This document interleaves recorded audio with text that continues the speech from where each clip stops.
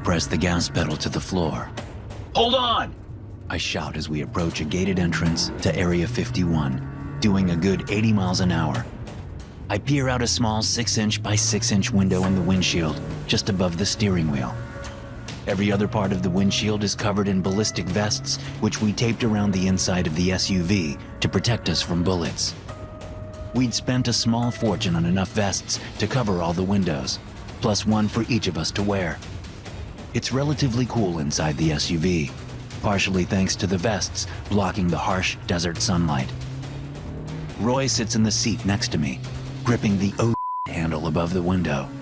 His forearm flexes, distorting the tattoo of a bulbous-headed green alien there. Roy's blue and white bandana covers the top of his head, and his braided gray and brown goatee hangs halfway down the ballistic vest he wears. We look at each other, frightened grins on our faces. Neither one of us can actually believe we're storming Area 51. It still seems like a far-off dream, even as we race toward the no trespassing and restricted area signs. Yeah, the movement may have started off as an internet joke, but it's anything but a joke now.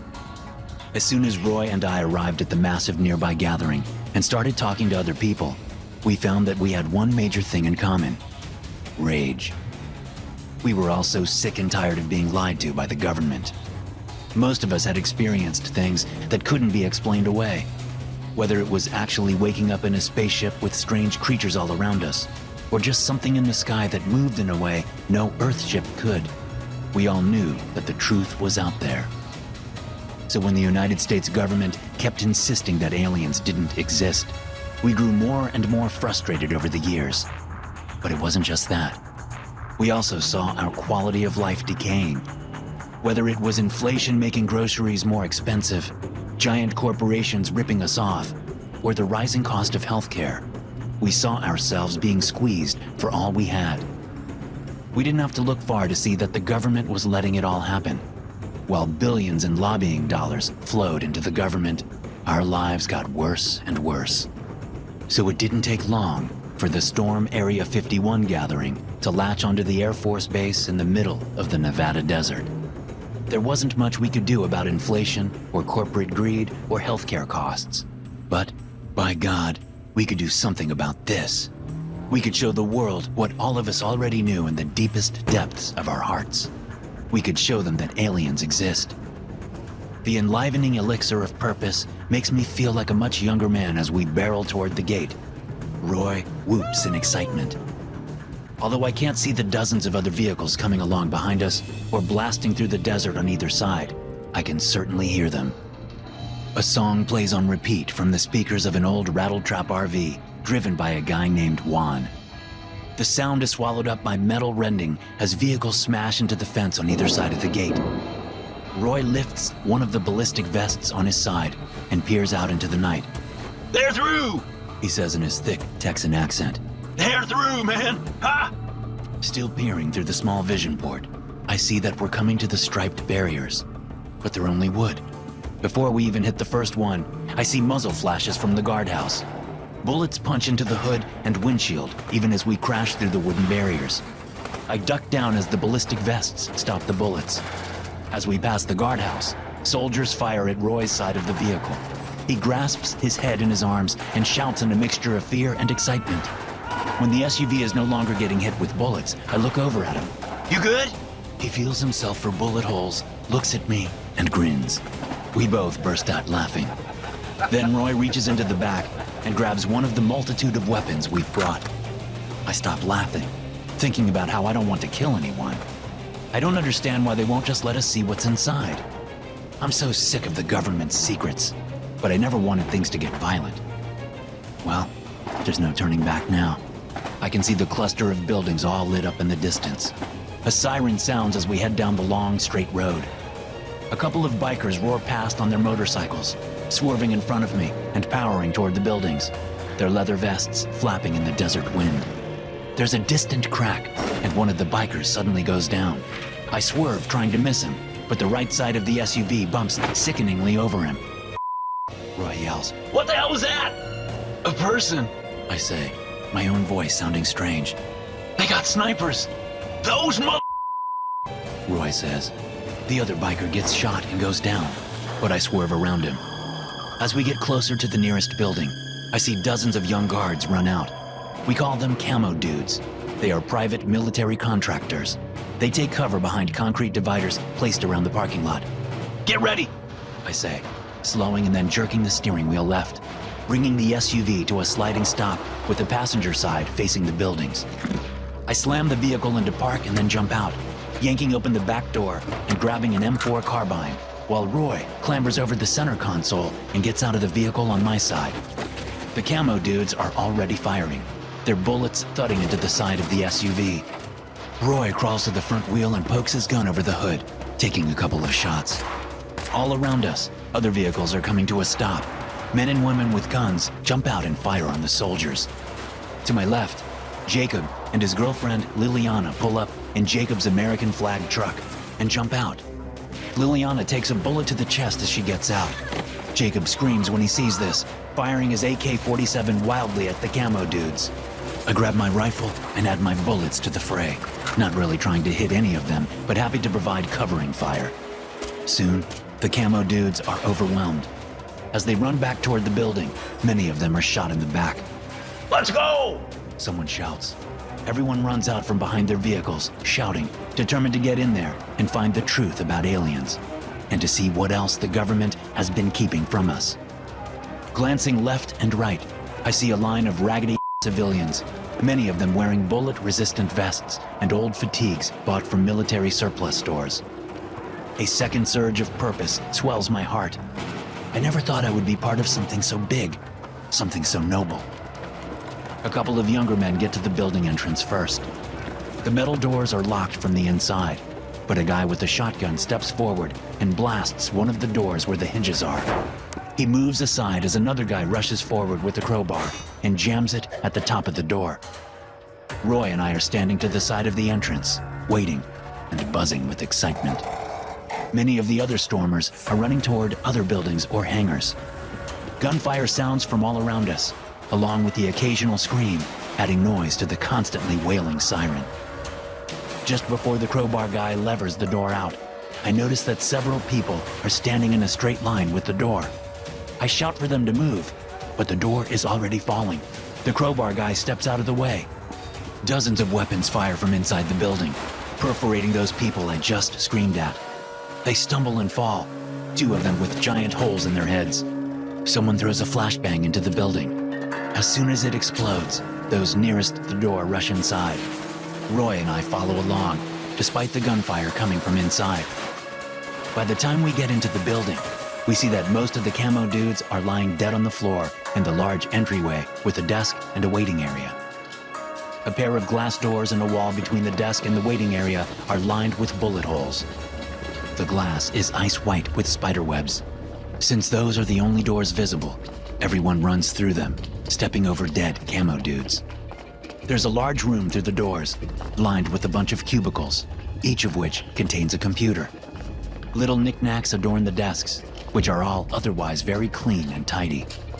People fan out, searching for something that will tell us our raid hasn't been for nothing. Roy and I wander around, looking in the various rooms that other people have already looked in. We find nothing but bathrooms, a supply room, and a server room. When we've checked seemingly the whole building, we all gather in the cubicle room, everyone looking defeated. Roy and I stop at the side of the room next to a wall. I lean against a dark blue file cabinet. My surge of purpose fades away, leaving me feeling something like despair. Check the computers. Someone says. They're all password protected. Someone else answers. I tried. Who's got a radio? Roy calls. See if anyone else has found anything. A woman named Sherry props her AR-15 on one shoulder and grabs her radio off her belt. We listen as she calls out to the others, asking if anyone has found anything interesting. It takes a moment, but people start to answer. No one has found anything that can be conclusively linked to aliens. I shake my head, looking down at the floor, noticing for the first time the tracks we've left all over the place on the thin industrial carpeting. Tracks left thanks to the sandy desert soil. Well, this place is huge, Roy says. Let's keep looking. Wait, I say, stepping around to the front of the file cabinet. There's another metal cabinet right next to it, and they're both large, coming up to my shoulders. Check this out. Roy comes closer, looking to where I'm pointing. What the hell? He says. There's a boot print there, half hidden by the file cabinet. It looks as though the cabinet was put there after someone left the boot print. But that doesn't make sense. Other people are gathering around now, trying to see what's going on. Let's move these. I say, setting my rifle aside. Roy and I try to drag one of the cabinets away, but it won't budge. It feels like it's bolted down. Suddenly, both cabinets move, sliding away from each other on unseen tracks to reveal a low doorway in the wall. How did you do that? I ask, looking around. The only answers I get are shrugs and dazed looks. Meanwhile, people are already going through the low door and down the metal stairs immediately inside. Everyone heads down. Roy and I share a look and then follow them down. The staircase doubles back on itself about a dozen times before we get to the bottom. We move through a doorway and into a massive hangar-like area. My mouth drops open as I look around. There are stations arrayed around the space, with large, clear boxes containing strange-looking pieces of technology. Outside these boxes of various sizes are stands with buttons and joysticks on them, clearly used to control the robotic arms that hang over these strange pieces of alien technology. I find myself laughing giddily. Other people, now over the initial shock, jump around and laugh and titter with joy as they take pictures and hug their friends and say, I knew it! There's no cell service down here, but we take pictures to eventually share on social media when we get back topside. While Roy and I take pictures of one of the clear boxes that looks like a lava lamp, I feel the ground shake slightly. The hum of powerful motors comes from the other end of the space.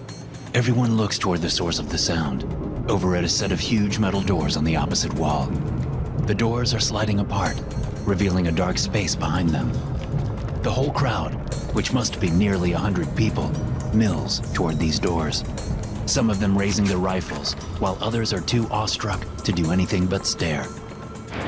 The doors finish opening, and I can see a large shape in the dark of the other room, but it's hard to make out. A glowing red dot about the size of a basketball appears on the large shape. A high-pitched hum resounds through the place. Then a laser show blasts out of the glowing red dot, shining on every person in the place before disappearing. I look down at the spot on my chest where one of the red beams of light touched me. There's nothing there. No sign anything ever happened. Then there's a wet splatting sound from up ahead. Everyone starts screaming as I look back up and see a man explode in a shower of blood and viscera. Everyone's exploding like overfilled water balloons pricked with a needle. It's like a wave, going from those nearest the mysterious thing in the dark hangar toward Roy and I, near the back. Several people turn to run, but it's no use. They explode. Roy and I look at each other. Before I can open my mouth to say something, he explodes. Then I feel something happening deep in my chest, and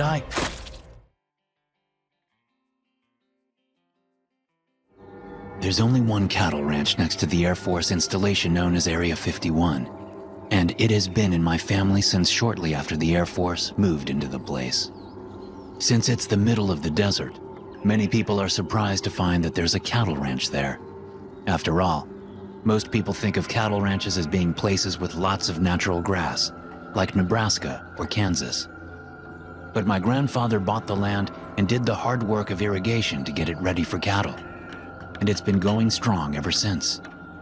Not that it runs itself, far from it. Cattle ranching is hard work. I can confidently say that we do things a little different on the Milford Cattle Ranch, because we have to. If not, well, I don't really want to think about what would happen if we weren't here to do what we do. But I'm getting ahead of myself. Let me take you through what happened, so you can understand just what we have to deal with. What follows is an incident I'll never forget. Even if I live to be 110, I'm sure what I experienced last night will be the worst night of my life. But it could have been much, much worse. The large square hole in the dusty hillside looked much like an entrance to an old mine. Unlike an old mine, the wooden support beams I could see in the moonlight looked fresh. no more than a few years old. I knew they had been replaced back in 2020. The ghostly light from the full desert moon penetrated a few feet into the tunnel before being swallowed up by the darkness within. I led the cow across the field toward the tunnel, pulling gently on the rope to keep her coming. My brother Travis and my father Edmund followed behind. We were all silent. Even the cow was quiet. I had learned from a young age not to name the cows, because we always had to say goodbye to them, whether it was in the back of the cattle truck headed to the slaughterhouse or leading them to the tunnel. Still, I couldn't help what my mind did on its own. Automatically, I had deemed this cow Rosie without ever speaking a word. Poor Rosie. She had no idea what was coming. As we approached the tunnel, I could see the fence separating our property from what folks called Area 51. The tunnel led underneath that fence, but I didn't know how far it went. All I knew was that we had to bring a cow to the tunnel and get it to walk inside every full moon. And we had to do it without shining a light inside, without approaching in any motorized vehicles, and without making a bunch of noise. The first time I helped my father and my older brother do this was when I was 15. 15 was also the age my father brought my older brother in on it. This was back when I was still 13. Before that, my mother and father did it. And before that, my father did it with his father. It was a family tradition, but not one we particularly enjoyed, mostly because of the sounds that came out of the tunnel after we got the cow to walk in. They were horrific sounds. If you've never heard a cow scream, count yourself lucky. It's not a sound you're likely to forget. Both Travis and my dad carried rifles, just in case. That was one of the rules, a reason why one person could never do this alone. There always had to be a second person there with the rifle. In all the years we'd been doing it, we'd never seen whatever was inside the tunnel, not even a glimpse. As a 15-year-old kid that first time, it had taken some serious willpower to not shine a light into the tunnel. I wanted so badly to see what was in the tunnel. Only my father's stern and repeated warnings swayed me of the notion. Then, once I heard those noises after the cow walked into the tunnel, I decided I was better off not knowing. Now, 12 years later, I led Rosie to the tunnel, stopping 5 yards away. I glanced back to make sure my dad and brother were ready. Travis held his Ruger AR-556 rifle up and ready, and pointed past me into the darkness. My dad held a radio in his hand. He nodded when I looked at him. Then he pressed the transmit button and spoke into the radio. In position. He said. Copy. A man's voice said. Stand by. We stood in silence for several long moments. I glanced at Rosie, who looked up at me with her large and sad brown eyes. Feeling my insides twist, I looked up at the dark square ahead. It never gets easier, I thought. Proceed. The man on the radio said. I detached the halter from Rosie's head and then coaxed her forward. We had picked her because she wasn't stubborn. She would go where we said. And that's just what she did. She walked into the tunnel, her swishing tail the last thing to disappear into the darkness, while I backed away to stand with Travis and my dad. Rosie mooed from inside the tunnel, and I flinched, expecting the thrashing to start, accompanied by her screaming. But that didn't happen. She fell silent for a few moments, then mooed again. It had never taken this long. I looked at my dad, who kept his gaze fixed on the tunnel. He held the radio up near his mouth, but he hadn't yet pressed the button again. He swung the rifle off his shoulder and handed it to me. After dropping the rope and halter, I aimed the rifle at the tunnel. Rosie mooed once more, this time sounding closer. She emerged from the tunnel, walking into the moonlight as though on a pleasant stroll. We have a problem. Dad said into the radio. Nothing happened. Say again? The guy answered, sounding concerned. The cow. It came back out. Stand by. I could picture the guy, who I assumed was on the Air Force base somewhere beyond the fence line, talking to his superior or checking some kind of manual to find out what to do. Has this ever happened before? Travis asked. Not to me. My dad said. We fell silent again. Rosie had stopped outside the tunnel entrance and looked at us, but now she sauntered toward us. Make sure she doesn't wander off. My dad said. As I knelt to pick up the rope and halter, I noticed something on Rosie's hindquarter. There was a gash there. She was bleeding, but she didn't seem at all bothered by it. She was close now, about 6 feet from my father, who reached a hand out and said, That's far enough, girl. Rosie moved with a quickness I'd never seen from a cow. She jumped toward my father, front hooves hitting him and slamming him to the ground underneath her heavy body. The radio flew from his hand and landed near me. Before either Travis or I could react, 4 sharp, segmented appendages ripped through the lower portion of Rosie's body amid a rush of blood.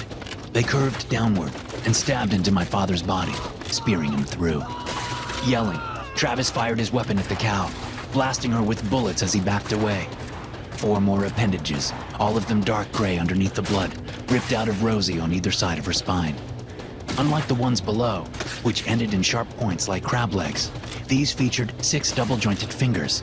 Finally coming to my senses, I grabbed the radio and ran toward Travis, who was still firing and still backing away. Help! I shouted into the radio. Help us now! Travis's magazine emptied. He hadn't brought a replacement. We never did. We'd never had to fire a single shot. The creature inside Rosie pulled its legs out of my father and positioned them in the ground, lifting the cow up as though she weighed nothing at all. I stared at my father. He was clearly dead, his body a gory mess. Shoot it! Travis screamed. I dropped the radio and fired the rifle as the creature came toward us. The bullets seemed to have little effect, so I stopped firing and turned to run. Travis had already taken off and was about 10 yards ahead of me. The sound of the thing's sharp legs hitting the dirt grew closer, but I didn't dare look back. When I heard the whap, whap, whap of a helicopter, I thought the noise was coming from the creature behind me. It wasn't until the helicopter wheeled around in front of us that I realized what was happening. A bright light shone from the vehicle, illuminating the creature. Then they began to fire. A line of dirt kicked up between Travis and I as the bullets punched into the ground. They refined their aim. The bullets hit the creature, tearing Rosie's body to shreds. Travis and I kept running. The gunfire kept the creature from following. When we were far enough away, a rocket launched from the vehicle and exploded as it hit the creature. I felt the shockwave from the thing as I came to a low hill and slid down behind it. Travis did the same. We watched as the helicopter fired another rocket and then circled around, looking at the smoldering pile that had once been Rosie and whatever alien had hijacked her. Soon, several other helicopters showed up, along with guys in trucks. They established a perimeter and quickly got to work. A couple of these guys, who were dressed in fatigues but had no identifying patches, came over and told us to stay put. They stood around as if protecting us, or keeping us from leaving. After about 20 minutes, a man in cargo pants and a sweater vest approached from the black SUV he'd arrived in. Gentlemen, He said. I'm sorry for your loss. What the f was that? Travis asked. Why didn't you warn us? The man shook his head solemnly. If only we had known. This took us by surprise as much as it did you. It seems these things are evolving in ways we don't understand. There's more of them? I asked. Why did you let one of them out? Travis interrupted. Why is it allowed to roam free like this? The man shook his head. You don't understand. We don't control them. We can't. But until now, they've been happy with the sacrificial cow once every full moon. We're going to have to reevaluate that, which means we will keep you in the loop as best we can. Wait, I said, putting a hand up. you're saying that these things can get out whenever they want, but they don't because we give them a cow once a month? It's slightly more complicated than that. Call it an uneasy truce. We have measures in place to keep them in their colony, but we know they can overcome them if they so choose. They will suffer losses, but they can get loose if they want. So why don't they? Travis asked. That, gentlemen, is what we've been asking ourselves for years while we've been studying them. I hope this isn't the time we find out, because if they got out, the human race is in big, big trouble. I tossed the radio down onto the passenger seat and mimicked my boss's voice. Stay where you are until I tell you to move. Blah, blah, blah. My name's Jordan and I look like a zombie. Yada, yada, yada. Something strange happened in my stomach. Something not good. Something that made me suddenly feel bad for making fun of anyone who wore adult diapers. Oh God, I muttered, clutching my stomach as I sat in the driver's seat of the parked truck. Jordan, I didn't know you had the power to make me crap my pants. I said to no one. I'm sorry. I'll never make fun of you again. The spasm passed, the fear of unloading in my pants going with it, and I couldn't help but laugh. Suspecting it would not be the last of this stomach problem, I decided to get out of the truck and walk around a bit. Maybe that'll help, I thought grimly. Hell, it was better than nothing. I got out of the truck, grabbing the radio and my rifle. The desert air was cool, the sky cloudless, the stars brilliant. As I walked a little way from the parked truck, I spotted a poor little cottontail rabbit lying at the bottom of the nearby fence. Momentarily forgetting about my angry bowels, I walked over and knelt next to the poor creature. God damn it, I said, looking at the electrified fence that had ended the cute little creature's life. I was always finding little creatures who'd been fried by the electric fence. I looked over my shoulder toward a large rocky outcropping that blocked my view of the Air Force Base next to Groom Lake. This damn place, I thought, shaking my head. I was thinking of burying the little guy when my guts seemed to squirm inside me, feeling like they'd gone watery. I thought of the barbecue sandwich from the roadside stand I'd eaten for lunch. Still kneeling, I clutched my stomach and tried to keep from letting my bowels loose. Screw this, I said once the last spasm had subsided. I moved back to the truck, thinking about radioing Jordan to ask him if I could get back and use the bathroom. I already knew what his answer would be. I figured it was better to ask for forgiveness than permission in this case. The cool night air chilled the sweat suddenly springing up on my skin. I had already dismissed the thought of popping a squat in the middle of the desert. No one was around to see me, but I knew that no matter how careful I was, I would make a mess on my fatigues. It would be just as bad as letting loose inside my pants right where I stood. It was going to be an explosive ordeal, so I needed a proper toilet. I just hoped I could make it to one before it was too late. As I started off in the truck, bumping across the desert while the headlights picked out hardy shrubs and furrows on either side of the dirt track, my radio came to life. Castillo, why are you moving? My boss barked. All the trucks had GPS, so I knew he could see me moving. I'm sick. I gotta get to a bathroom. I don't care if you're puking your goddamn guts out. Stay put until I tell you to move. Negative, sir, I said. I'm coming in. Fire me if you want, but I'm getting to a goddamn bathroom. Before Jordan could answer, I sped around a rock outcropping, bringing one of the homey airport runways into view. Low lights lined the runway, and I could see a strange-looking plane at one end, about to take off. God damn it, Castillo! Jordan yelled. I shut off the radio and tossed it aside. I didn't understand why Jordan was so insistent on keeping me and the others in our spots for this particular test flight. It wasn't like I hadn't seen other strange-looking planes taking off in my 3 years working on the Air Force Base. I knew the consequences of talking about anything I'd seen. I knew that I would be prosecuted and thrown in prison, along with whoever I'd discussed it with. Not that there was anything to do with aliens going on. All the conspiracy theories were wrong, as far as I knew. It was just a place where the Air Force tested new planes. Still, spilling government secrets was enough to get you charged with treason in some circumstances. As I raced along the dirt track, which would take me parallel to the runway, I saw the plane rock back as it went to take off. It had stubby wings and 2 bulbous engines under each wing. Sticking out of the nose was something that looked like a large 2-pronged fork. I was nearing the place where the dirt track angled to run parallel to the runway, so I saw what happened next clearly through the truck's windshield. Tendrils of purple electricity emerged from the fork at the nose, snaking between the 2 tongs for a moment before spilling over the sides and reaching for the engines. My stomach problem was momentarily forgotten. I slowed, watching the electric arcs dance from the fork to the 4 engines. This was something I'd never seen before, and the purple tendrils of electricity seemed bright in the relatively low light of the runway. The plane swished past in front of me from left to right. I watched it go, my jaw dropping open as bright, laser-like beams of light shot out from all 4 engines and converged at a space about 50 yards in front of the speeding plane. These beams of light swirled, creating a ragged, shifting circle in midair.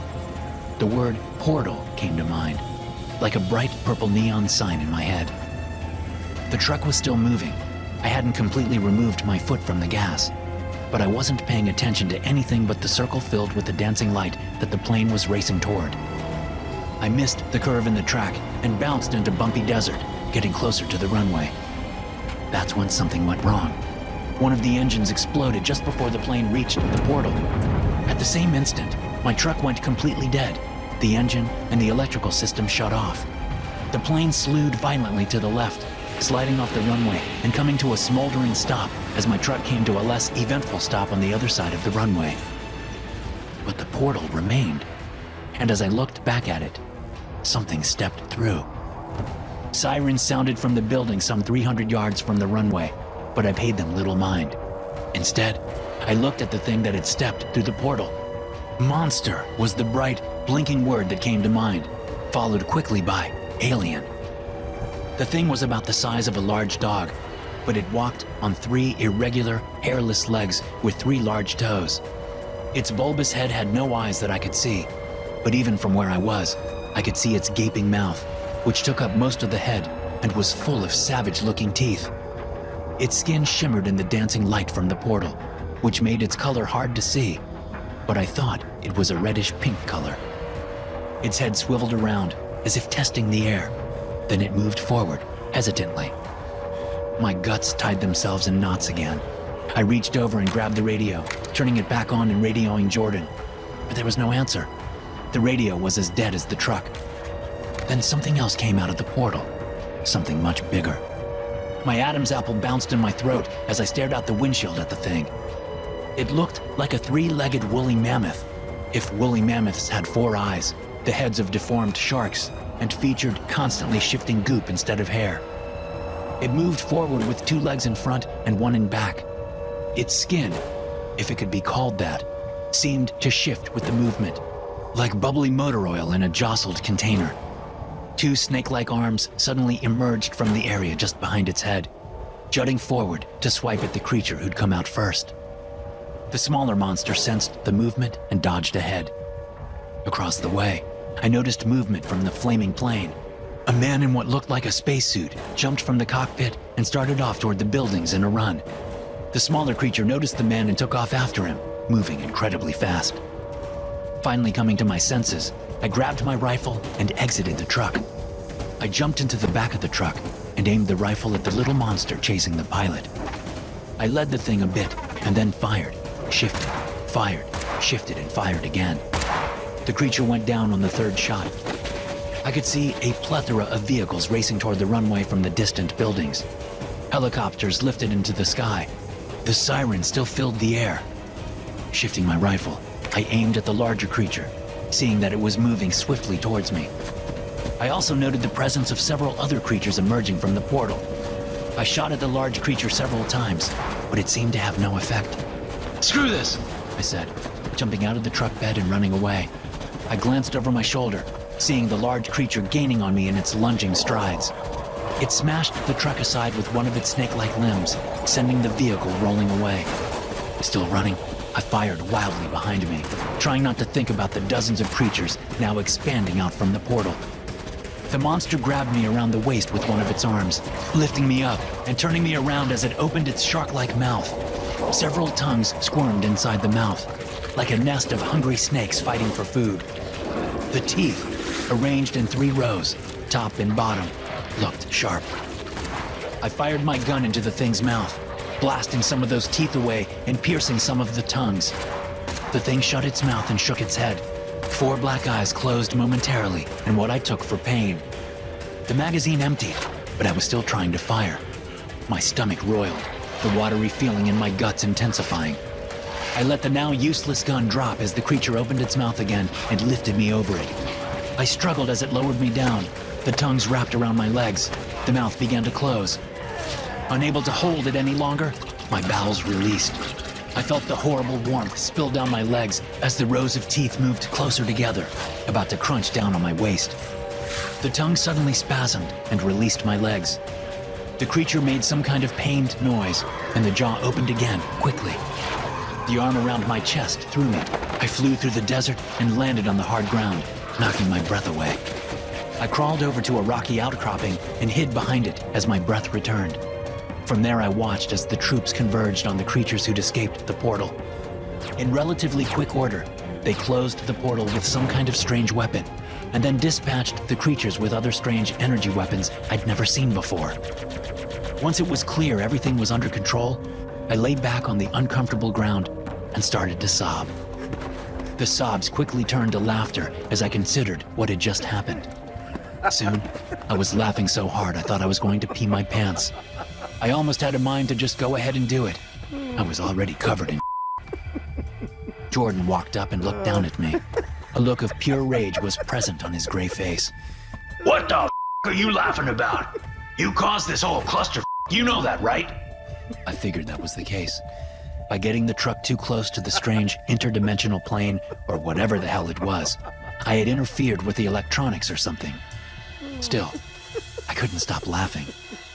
After a few long moments of Jordan staring down at me, I finally gasped out the words. Diarrhea saved my life. Then I fell to laughing again. Jordan sniffed the air and made a disgusted face. God damn!